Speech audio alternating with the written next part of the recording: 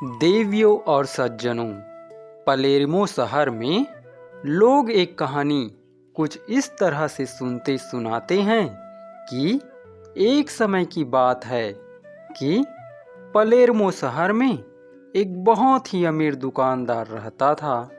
उसके एक बेटी थी जो जब से वहाँ छोटी सी थी तभी से वहाँ बहुत चतुर थी। घर में हर विषय पर लोग उसकी बात सुनते थे और उसको मानते थे। उसकी अक्लमंदी को देखते हुए उसके पिता ने उसका नाम अक्लमंद कैथरीन रख दिया था।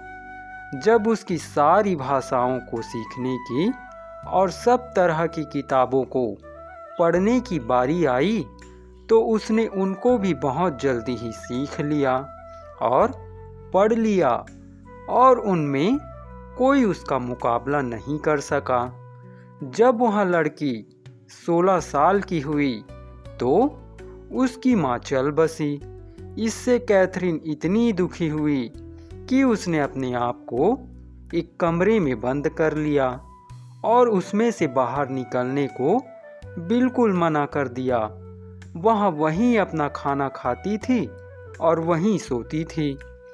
उसके दिमाग में बाहर घूमने की या कहीं थिएटर जाने की या फिर दिल बहलाने के किसी भी साधन की बात आती ही नहीं थी। उसके पिता की जिंदगी तो बस अपनी इसी इकलौती बच्ची के चारों तरफ ही घूमती थी। सो वहाँ उसके इस व्यवहार से बहुत दुखी हुआ। वह सोचता रहा कि वह कैसे उसको पहले की तरह से हंसता खेलता देखे। जब उसकी समझ में कुछ ना आया तो उसने इस बारे में कुछ बड़े लोगों से सलाह लेने का विचार किया। हालांकि वह खुद केवल एक दुकानदार ही था, फिर भी उसकी जान पहचान बहुत बड़े बड़े लोगों से थी। इसलिए उसने शहर के बड़े बड़े लॉर्ड लोगों को बुलाया। उसने उनसे कहा, भले लोगों, जैसा कि आप सबको पता है कि मेरी एक बेटी है जो मेरी आंखों का तारा है, पर जब से उसकी माँ गई है तब से उसने अपने आप को एक बिल्ली की तरह अपने कमरे में बंद कर रखा है और उसमें से बिल्कुल भी बाहर नहीं निकलती है। अब आप लोग ही मुझे कोई सलाह दे कि मैं क्या करूं?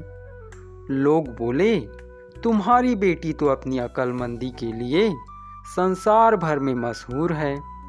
तुम उसके लिए एक बड़ा सा स्कूल क्यों नहीं खोल देते ताकि वहाँ उनको उनकी पढ़ाई में मदद कर सके। शायद इससे वहाँ अपने दुख से बाहर निकल आए। पिता को यह विचार बहुत पसंद आया। वह बोला, यह तो अच्छा विचार है, मैं ऐसा ही करूँगा। यह सोचकर उसने अपनी बेटी के पास जाकर कहा, सुनो बेटी, क्योंकि अब तुम कुछ और तो करती नहीं, तो मैंने यहाँ सोचा है कि मैं तुम्हारे लिए एक स्कूल खोल देता हूँ और तुम उसको चलाओ। तुम्हारा क्या ख्याल है? इस बात से तो कैथरीन बहुत खुश हो गई और उसने उस स्कूल के टीचरों की भी जिम्मेदारी खुद ही ले ली। स्कूल जल्दी ही खुल गया। स्कूल के बाहर एक साइन बोर्ड लगा दिया गया, जो भी कोई यहाँ कैथरीन के पास पढ़ना चाहे मुफ्त पढ़ सकता है। यह साइन बोर्ड देखकर बहुत सारे बच्चे, लड़के और लड़कियाँ दोनों ही कैथरीन के पास पढ़ने आने लगे। वहाँ उनको बिना किसी भेदभाव के कुर्सी मेज पर बराबर बराबर बिठाने लगी। जब उसने एक बच्चे के पास बिठाया तो वहाँ बच्चा बोला, पर यहाँ लड़का तो एक कोयला बेचने वाले का है। तो कैथरीन बोली, इससे क्या फर्क पड़ता है? कोयला बेचने वाले का लड़का एक राजा की लड़की के पास भी बैठ सकता है। जो पहले आएगा उसको सीट पहले मिलेगी। और कैथरीन का स्कूल शुरू हो गया। कैथरीन के पास एक कोड़ा था जिससे वहाँ बच्चों को काबू में रखती थी।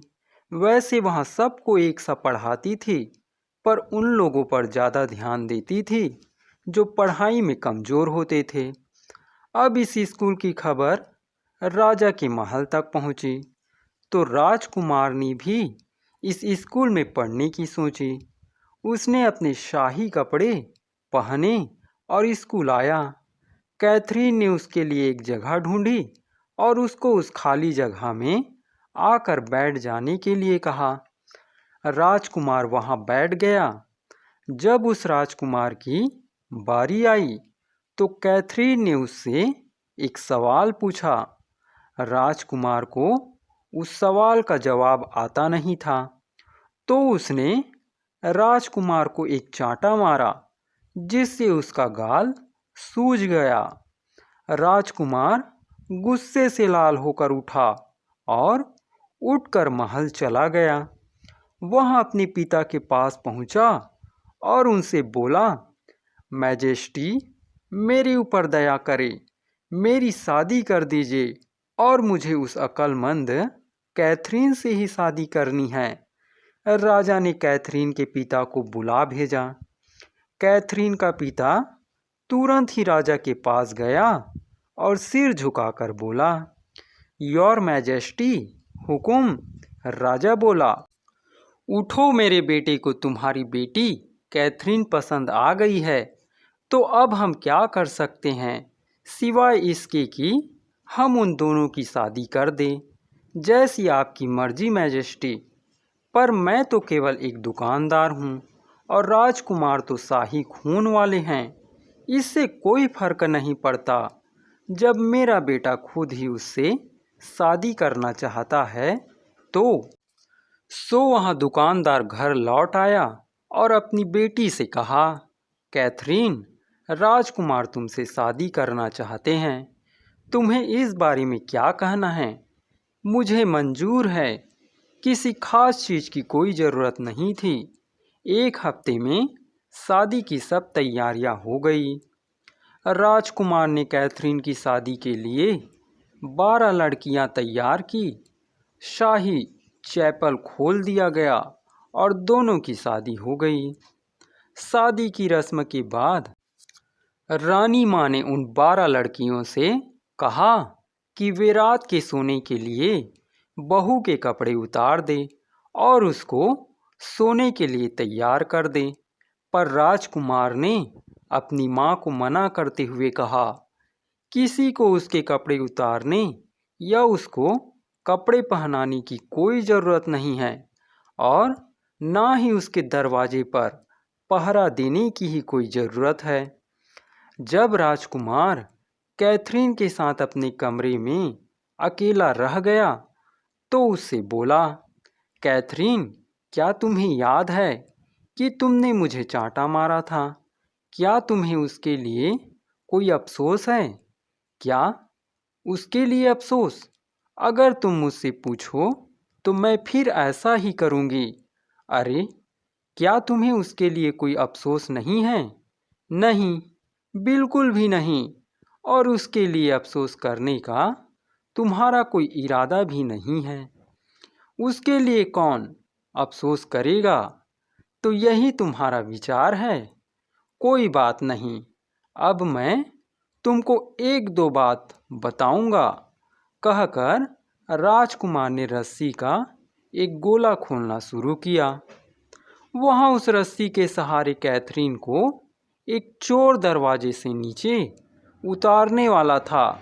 जब उसने वह रस्सी खोल ली तो वहाँ कैथरीन से एक बार फिर बोला, या तो तुम अपना कसूर मान लो कि तुम गलती पर थी, या फिर मैं तुम्हें इस गड्ढे में नीचे उतारता हूँ।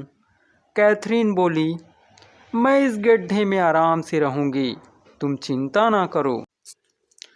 राजकुमार ने उसकी कमर में रस्सी बांधी और उसको नीचे एक कमरे में उतार दिया, जहाँ केवल एक मेज थी, एक कुर्सी थी, एक पानी का घड़ा था और थोड़ी सी डबल रोटी थी।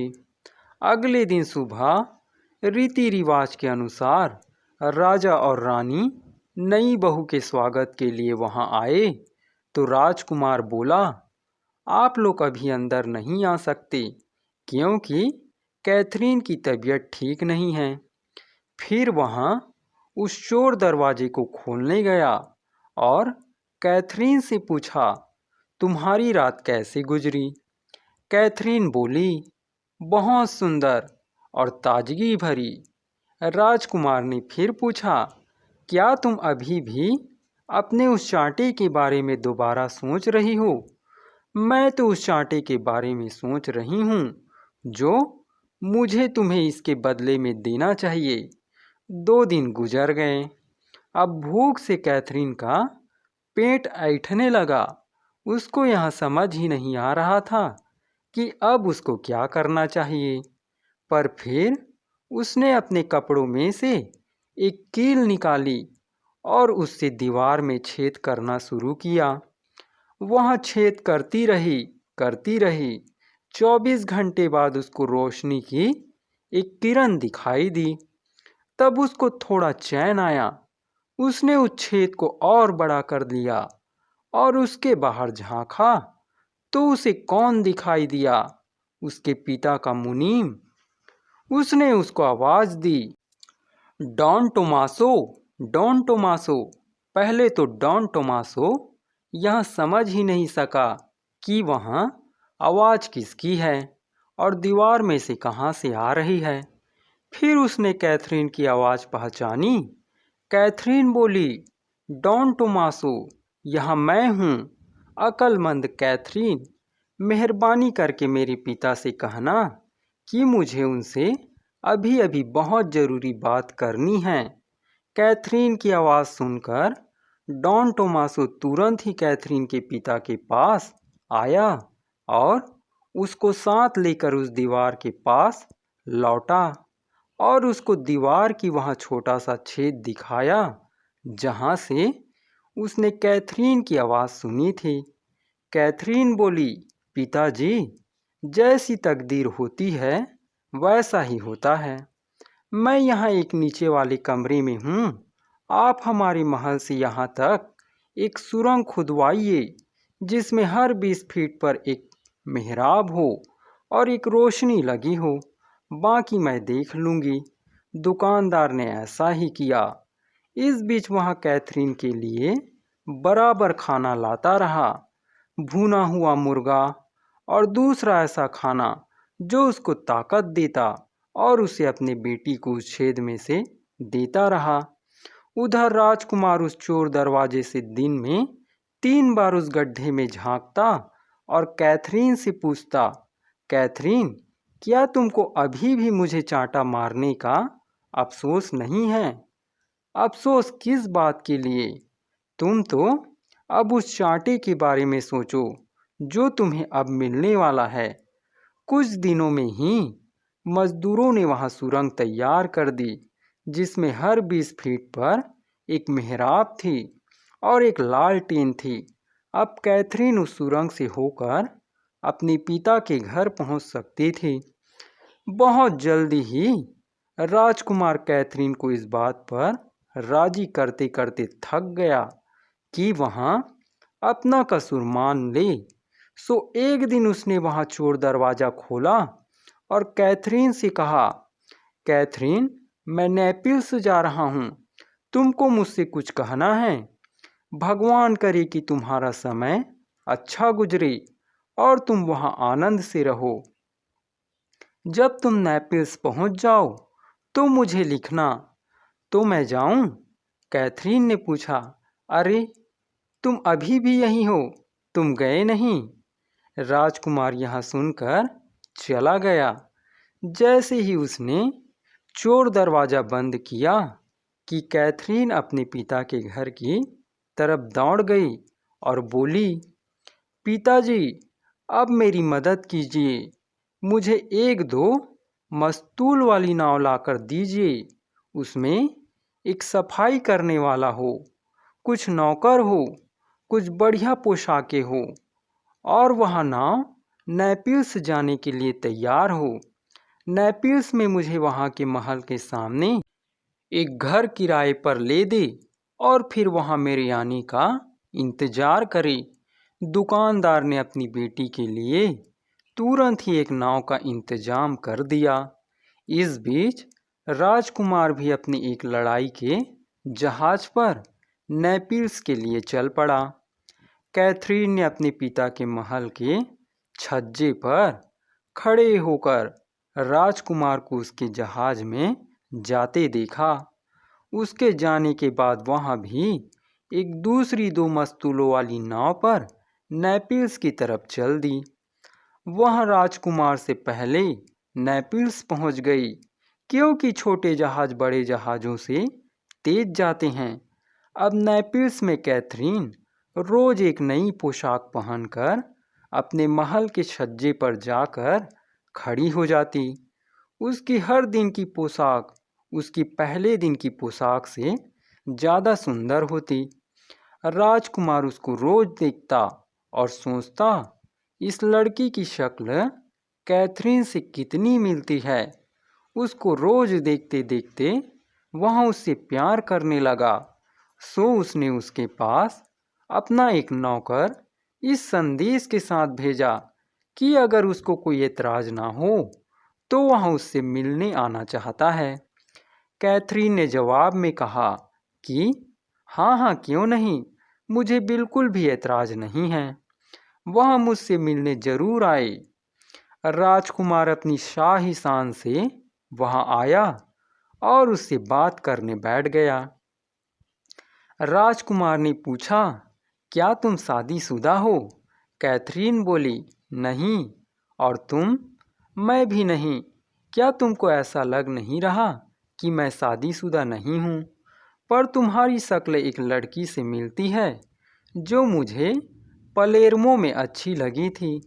मैं चाहता हूँ कि तुम मेरी पत्नी बन जाओ। खुशी से राजकुमार और 1 हफ्ते बाद उन दोनों की शादी हो गई। 9 महीने बाद कैथरीन ने एक बेटे को जन्म दिया जो देखने में बहुत सुंदर था। राजकुमार ने पूछा, राजकुमारी, हम इसका नाम क्या रखें? कैथरीन बोली, नेपिल्स, और उसका नाम नेपिल्स रख दिया गया। 2 साल बाद राजकुमार ने नेपिल्स से जाने का विचार किया। राजकुमारी का मन वहाँ से जाने का तो नहीं था, पर राजकुमार ने तो अपना मन बना रखा था, सो वहाँ उसके इरादे को बदल नहीं सकी। उसने कैथरीन के लिए अपने बेटे के लिए एक कागज लिखा कि यहाँ उसका पहला बेटा था, इसलिए उसके बाद वही राजा बनेगा, और जिनोवा के लिए रवाना हो गया। जैसे ही राजकुमार वहां से गया, कैथरीन ने अपने पिता को लिखा कि वहां 1-2 मस्तूल वाली नाव जिनोवा भेज दे, जिसमें कुछ फर्नीचर हो, घर साफ करने वाले हो, नौकर हो और बाकी का सामान हो। वहाँ भी वहाँ जिनोवा के महल के सामने एक घर किराए पर ले और उसके आने का इंतजार करे। कैथरीन के कहे अनुसार दुकानदार ने इस सब सामान से एक जहाज लादा और उसे जिनेवा भेज दिया। कैथरीन ने भी 1-2 मस्तूल वाली नाव ली और राजकुमार के जिनेवा पहुंचने से पहले ही वहां पहुंच गई। वहां जाकर वहां अपने नए घर में ठहर गई। जब राजकुमार ने इस सुंदरी को उसके शाही रहन सहन और उसके हीरे जवाहरात में देखा और उसकी संपत्ति देखी, तो फिर सोचा, इस लड़की की शक्ल कैथरीन से और मेरी नेपिल्स वाली पत्नी से कितनी मिलती जुलती है। सो उसने फिर से उसके पास अपना एक नौकर भेजा कि वहाँ उससे मिलना चाहता था, जिसके जवाब में कैथरीन ने भी कह दिया कि हाँ हाँ क्यों नहीं, वहाँ उसको अपने घर में देखकर बहुत खुश होगी। सो राजकुमार एक बार फिर कैथरीन के घर पहुंचा और उससे बातें करनी शुरू की। राजकुमार ने पूछा, क्या आप यहाँ अकेली रहती हैं? कैथरीन बोली, हाँ मैं एक विधवा हूँ और आप? मैं भी एक विधुर हूँ और मेरे एक बेटा है। वैसे आप एक लड़की की तरह दिखाई देती हैं, जिसको मैं पलेर्मो में जानता था, और वैसी ही एक लड़की को मैं नेपिल्स में भी जानता हूँ। क्या सचमुच? वैसे लोगों का कहना है कि हम सब इस संसार में 7 जोड़े पैदा होते हैं। उसके बाद राजकुमार ने उससे भी शादी कर ली। 9 महीने बाद कैथरीन ने एक और बेटे को जन्म दिया। उसका यह बेटा उसके पहले बेटे से भी ज़्यादा सुंदर था। राजकुमार उसको देखकर बहुत खुश था। उसने राजकुमारी से पूछा, राजकुमारी, हम इसका नाम क्या रखेंगे? जिनोआ। और उन्होंने उसका नाम जिनोआ रख दिया। एक बार फिर से 2 साल निकल गए तो वह राजकुमार फिर से बेचैन हो उठा। वह फिर वहां से जाना चाहता था। राजकुमारी ने पूछा, क्या तुम मुझे और मेरे बच्चे को इस तरह अकेला छोड़कर जा रहे हो? राजकुमार ने उसको तसल्ली दी, मैं तुम्हारे लिए एक कागज लिखकर जा रहा हूँ कि यह मेरा बेटा है और मेरा छोटा राजकुमार है। इस कागज को लिखने के बाद जब वह वेनिस जाने के लिए तैयार हुआ तो कैथरीन ने फिर से अपने पिता को पलेर्मो में लिखा कि वहाँ उसके लिए फिर से वैसे ही 1-2 मस्तूल वाली नाव सब सामान के साथ, नौकर चाकर, फर्नीचर, नए कपड़े आदि के साथ वेनिस भेजने का इंतजाम कर दे। वेनिस के महल के सामने एक घर किराए पर ले ले और वहां उसके आने का इंतजार करे। सो उसके पिता ने एक जहाज भरकर सामान अपनी बेटी के लिए वेनिस भी भेज दिया। कैथरीन ने भी फिर से एक और 2 मस्तूल वाली नाव ली और वहां राजकुमार से पहले ही वेनिस पहुंचकर अपने मकान में ठहर गई।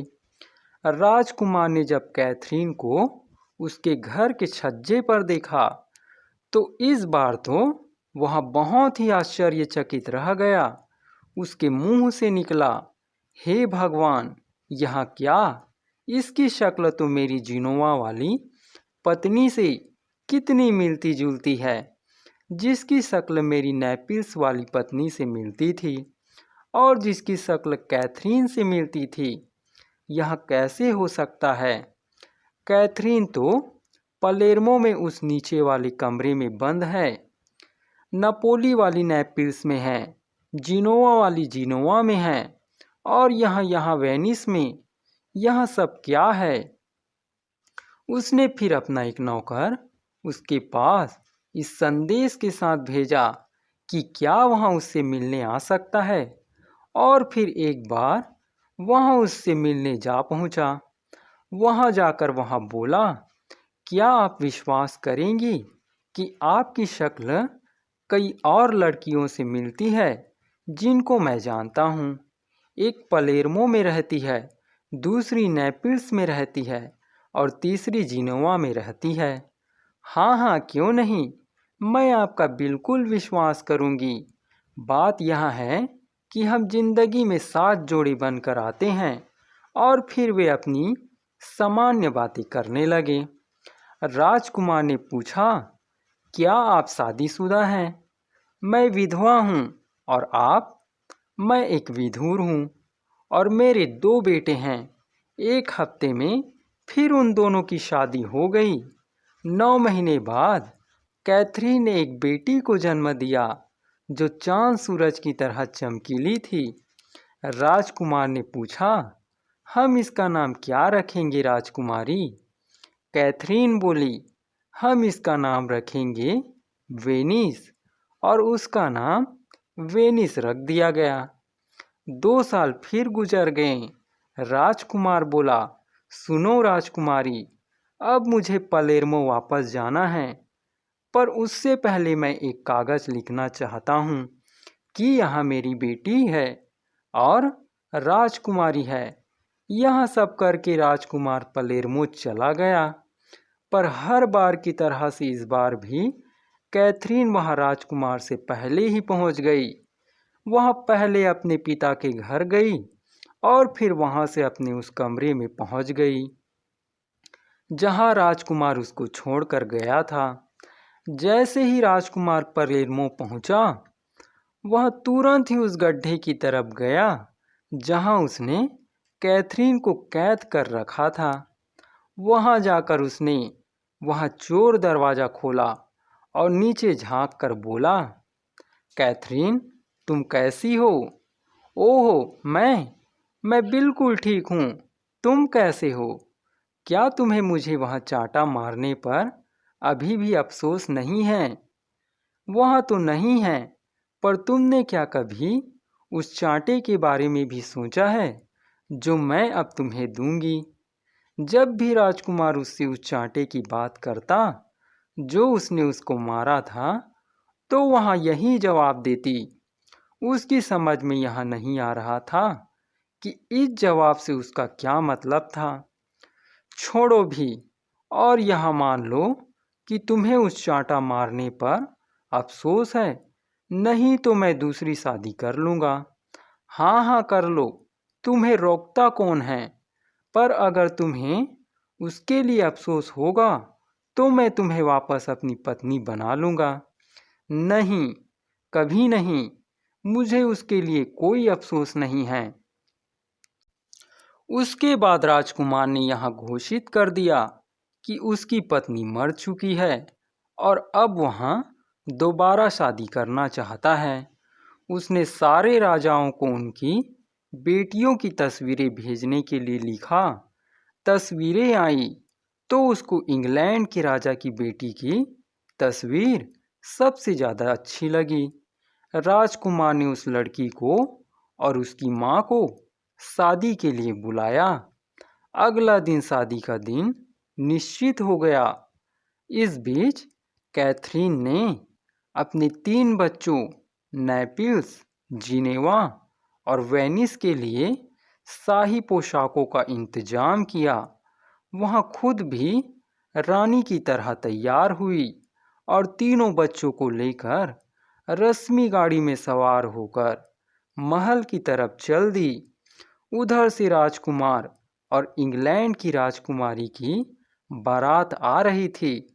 कैथरीन ने अपने बच्चों से कहा, नेपिल्स, जिनेवा और वेनिस, जाओ और जाकर अपने पिता का हाथ चूम लो। बच्चे यह सुनकर अपने पिता की ओर दौड़ गए और जाकर उन्होंने राजकुमार का हाथ चूम लिया। जैसे ही राजकुमार ने बच्चों को देखा तो वह तो आश्चर्य में पड़ गया। उसको लगा कि उस लड़की ने उसको वाकई चांटा मार दिया था। पर यह वैसा चांटा नहीं था जैसा कि वह सोच रहा था। यह तो एक खुशी का चांटा था। वह हार मान बैठा और जोर से चिल्लाया, अच्छा तो वह यह चांटा था जो तुम मुझे मारने की बात कर रही थी। कहकर उसने अपने तीनों बच्चों को गले लगा लिया। इंग्लैंड की राजकुमारी की तो बोलती ही बंद हो गई। वह वहाँ से पलटी और वापस चली गई। तब कैथरीन ने अपने पति को सारी कहानी सुनाई और बताया कि उसको वे तीनों लड़कियां एक सी क्यों लगी थी। अब पछतावे की बारी राजकुमार की थी। उसने बार बार अपने उस बर्तावे का अफसोस किया जो उसने कैथरीन के साथ किया था। उसके बाद वे सब खुशी खुशी रहे।